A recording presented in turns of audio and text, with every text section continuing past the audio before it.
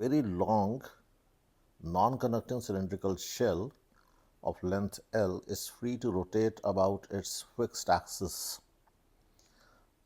A light inextensible thread is wrapped over the non-conducting cylindrical surface and one end P is pulled with a constant acceleration of F by 2m. F is the force applied at P and m is the mass of the cylinder. Then charge of the cylinder will be. So the question is this: there is a cylinder, hollow cylindrical shell having some charge on it which we have to find, and there is a thread wrapped around it. One end of the thread is being pulled by a force F, and then the acceleration of this point is given as F by 2m, and we have to find the value of this charge Q. So this is the question. At first instance, it doesn't make a sense why this charge Q should at least why this charge Q be present in the first place. ये charge Q होना ही क्यों चाहिए, और है तो उससे क्या फ़र्क पड़ने वाला है। देखो, अगर चार्ज नहीं होगा तो ये F का टॉर्क बनेगा F into R, torque is equal to I alpha, I हो जाएगा mr स्क्वायर शेल है इंटू अल्फ़ा, और इससे आर अल्फ़ा की वैल्यू F बाई एम आएगी, F बाई 2m नहीं आएगी। तो ज़रूर ये चार्ज की वजह से इस इक्वेशन पे फ़र्क पड़ रहा है। तो दिमाग में ये आना चाहिए कि भाई चार्ज अगर नहीं होगा तो एक्सेलेरेशन F बाई एम आने वाला है, F बाई 2m नहीं आने वाला है, यानी एक्सेलेरेशन कम हो गया। तो ये चार्ज क्या कर रहा है, इसको कम एक्सेलरेट होने दे रहा है। तो ज़रूर ये चार्ज की वजह से कुछ रुकावट आ रही है। अब वो रुकावट क्यों आ रही है, कैसे आ रही है, ये हमें सोचना है। तो सबसे पहले जब ये घूमेगा तो इस घूमते हुए चार्ज से क्या बनेगी, करंट। पहले दिमाग में आना चाहिए, घूमते हुए चार्ज ने क्या बनाया, करंट।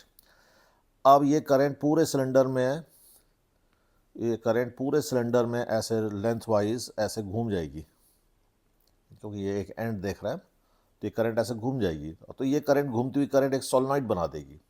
सोलेनॉइड की वजह से एक मैग्नेटिक फील्ड बन जाएगी, इस डायरेक्शन में या उस डायरेक्शन में, जैसे भी है। तो ये एक्सिस के लॉन्ग, इस सोलेनॉइड के एक्सिस के लॉन्ग मैग्नेटिक फील्ड बन जाएगी। अगर करंट ऐसे है तब मैग्नेटिक फील्ड की डायरेक्शन उल्टी होगी, फिर इधर की तरफ होगी, है ना। करंट के लॉन्ग फिंगर्स रखोगे तो थंब के लॉन्ग, तो ये मैग्नेटिक फील्ड बनेगी। फिर जब ये इसको हम एक्सेलरेट करेंगे टॉर्क लगा के, तो जब एक्सेलरेट करेंगे तो करंट बढ़ेगी, करंट बढ़ेगी तो ये मैग्नेटिक फील्ड बढ़ेगी। अब ये बढ़ती मैग्नेटिक फील्ड क्या करेगी, उल्टे डायरेक्शन में एक इलेक्ट्रिक फील्ड प्रोड्यूस करेगी। ये मालूम है, changing magnetic field produces electric field. तो वो जो उल्टी इलेक्ट्रिक फील्ड प्रोड्यूस करेगी वो इस पूरे चार्ज पे एक टेंजेंशियल फोर्स लगा देगी। इस टेंजेंशियल फोर्स की वजह से इसका जो एक्सेलरेशन इस फोर्स की वजह से हो रहा था वो स्लो हो जाएगा, क्योंकि इलेक्ट्रिक फील्ड उल्टा टॉर्क लगा रही है। तो इस सिलेंडर पे दो टॉर्क लगेंगे, एक तो जो खींचने वाला है F उसका टॉर्क, और ये जो इलेक्ट्रिक फील्ड उल्टा फोर्स लगाएगी उसका टॉर्क। तो नेट टॉर्क से ये सिलेंडर एक्सेलरेट होने वाला है। तो इतना दिमाग में आएगा तब ये क्वेश्चन हम सॉल्व कर पाएंगे। This is the outline. पहले ये दिमाग में इतनी आउटलाइन बननी चाहिए कि भाई ये हो रहा है, चार्ज का ये इफेक्ट है।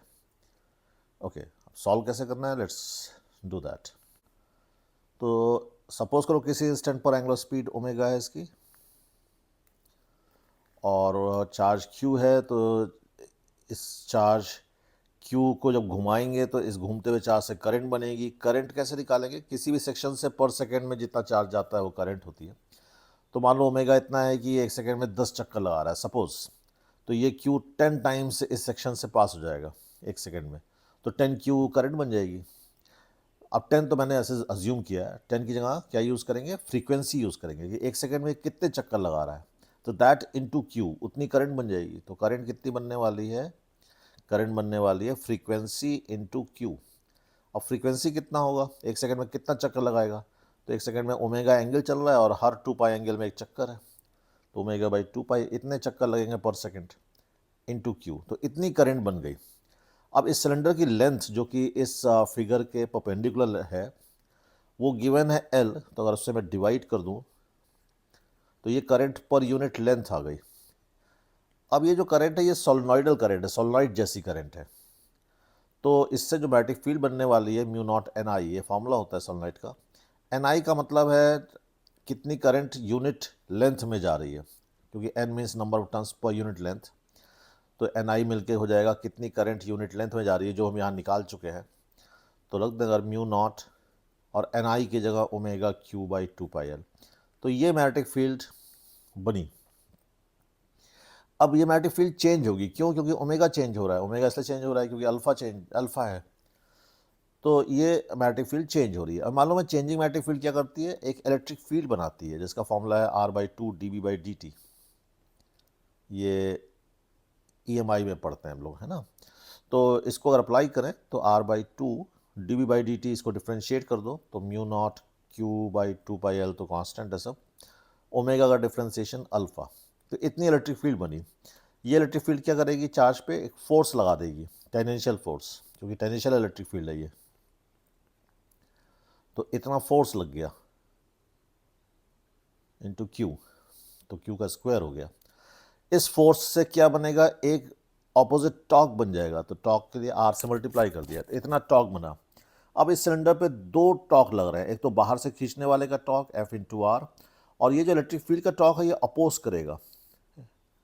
इलेक्ट्रिक फील्ड ऐसे डेवलप होगी जो कि वैसे भी लेंस लॉ लगाओगे तो इलेक्ट्रिक फील्ड इस क्यू के मोशन की वजह से प्रोड्यूस हो रही है, तो ये वो क्यू के मोशन को रिटार्ड करेगी अकॉर्डिंग टू लेंस लॉ। तो ये ऑपोजिट टॉर्क लगाएगी, तो this is the net torque जो कि आई अल्फा के बराबर होगा, आई अल्फा के बराबर होगा। तो यहाँ से अगर हम इसको सॉल्व करें फर्दर तो आर तो सब कैंसिल हो गया। R alpha is the acceleration जो क्वेश्चन में गिवन है, F/2m है, this is given in the question. तो QE का एक्सप्रेशन आ गया F-F/2, तो QE is equal to F/2, तो ये एक्सप्रेशन मिल गया हमें QE का। अब रखो इसमें वैल्यू, QE की वैल्यू हम निकाल चुके हैं ऊपर यहाँ पर, तो put the value of E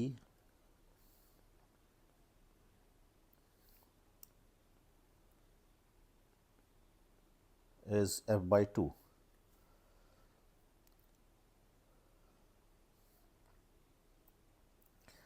और R अल्फा को फिर से हम F/2m लिख सकते हैं, तो F कट जाएगा।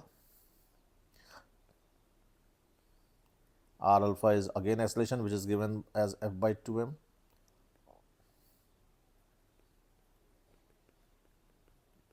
F get cancelled और फिर यहाँ से Q निकालना है। So that is simply calculation now. तो Q will come out equal to 4πL m upon mu naught under root, and then we have to put the values and solve. So this is the question.